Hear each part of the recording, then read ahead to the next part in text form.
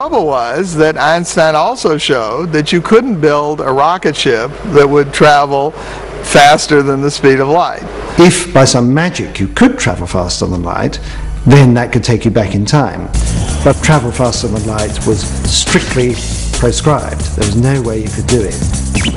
This was Einstein's golden rule, and it seemed to make time travel to the past utterly impossible. Some people, however, refused to accept the golden rule. They would devise outrageous schemes to get round it, and they would find a way. But first, though, they'd have to sacrifice something important, something called common sense.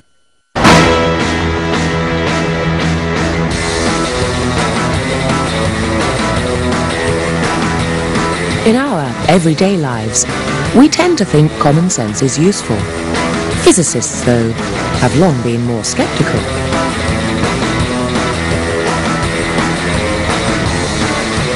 The universe, it just so happens, is much too upmarket and exotic for our common sense. The universe consists of stars, supernovas, or the freezing cold of outer space. That's the universe of Einstein, with time speeding up and time slowing down. We are the oddballs. We are the exception. Check it out, check it out, check it out. Houston freaking that. 15 shots, $5, 35 shots a second. Anybody can play the game. That's why our intuition, our common sense fails us when we want to understand the universe.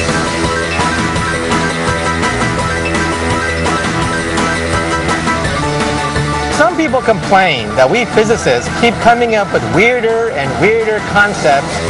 The reason is we are actually getting closer and closer to the truth. So if we physicists keep coming up with crazier and crazier ideas, that's because that's the way the universe really is. The universe is crazier than any of us really expected. The question, then, is whether the universe is crazy enough to allow us to travel through time at will, to break Einstein's golden rule and travel to the past. Some people think it is.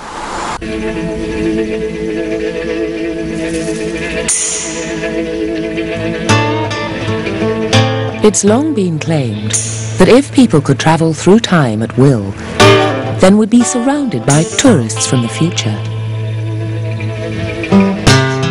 But how do we know we aren't?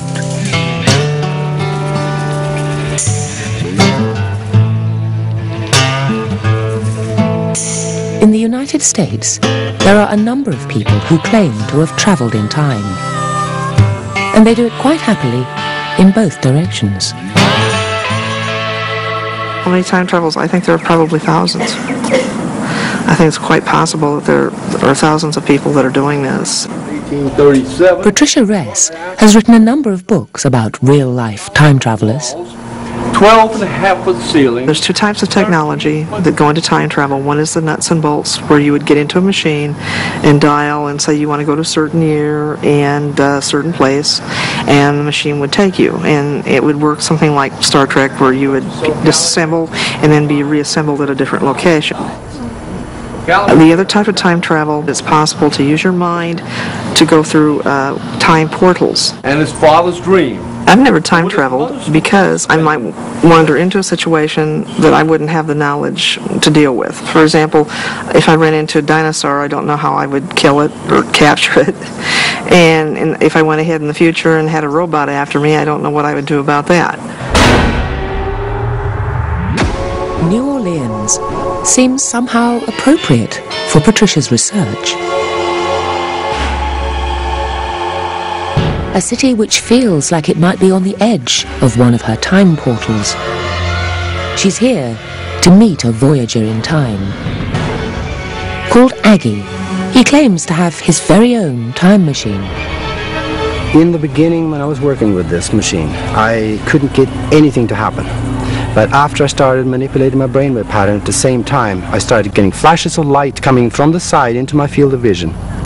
And I found myself walking down the street.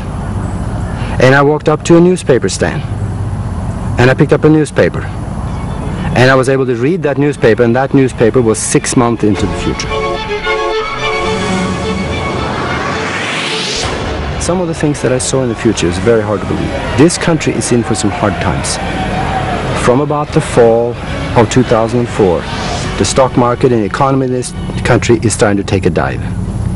A year later, in about the fall of 2005, it gets to the point where we almost have an armed uprising.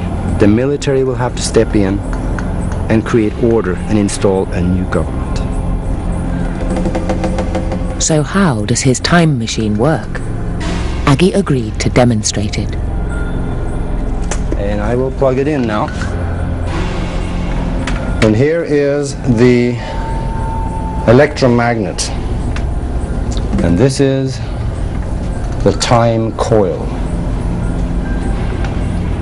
And then we have the electronic box with a chip in it, the stick plate, and the dials for the fine-tuning of the frequency itself. The time coil is put around your head. It goes right over here, right above your eyebrows, around the middle of the head. Then I will bring my brainwave frequency down into the bottom of the alpha range and picture the time, the date, and the place to where I want to go. This particular machine is a mind-machine interface device. Without the mind, I doubt it will work.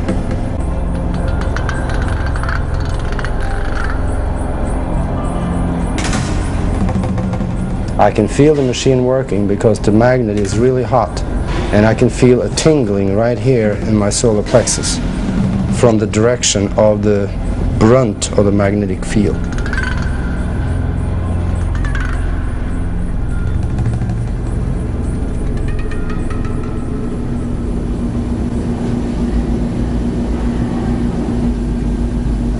Is it working yet?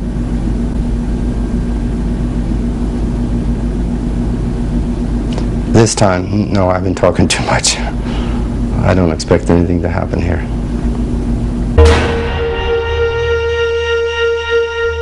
If Augie had travelled into the future and then back, he'd have proven it was possible to break Einstein's golden rule, the one that said travel back in time was impossible.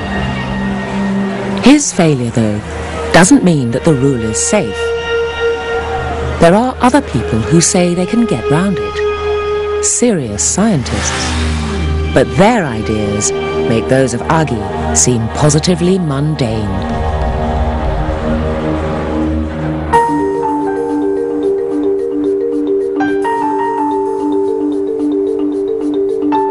The man who found a way round Einstein's golden rule was a friend of his.